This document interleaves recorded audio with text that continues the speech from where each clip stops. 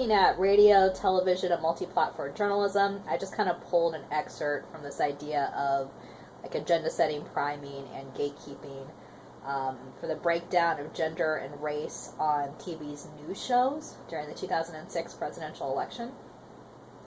So the analysts for the 2016 presidential election for news shows were predominantly male and predominantly white. And one of the arguments here, when we talk about this idea of, gatekeeping, deciding kind of what is newsworthy, agenda setting, telling the audience what's important, and then priming, telling the audience how to feel about what's important, is the public didn't really get a lot of diverse viewpoints offered on election coverage, period, from either kind of side's perspective. And so it's easy to produce very limited narratives when you have very few people offering those narratives. And again, this isn't an issue of partisanship, this is an issue of solid representation in the news. Looking at film and TV entertainment, how does gender play a relationship in movie budgets and film TV salaries?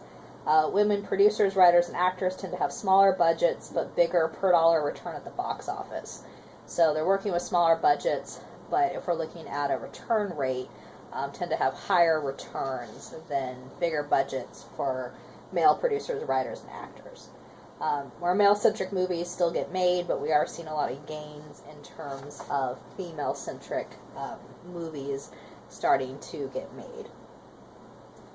Looking at what happens to female directors over time, there's a lot of insider attitudes and barriers to female directors.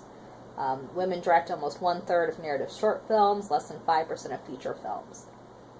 So it's relatively easy to be a low-level director as a female in the industry. It gets much more difficult to make any kind of significant gains in your career over time.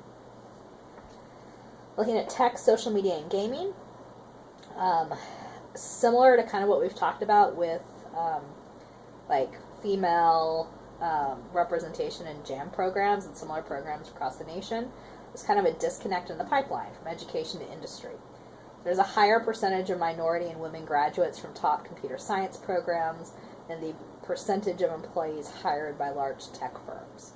So there's a lot of people in college who are women and minority for computer science degrees, but very few of them actually end up getting hired in the tech fields that they trained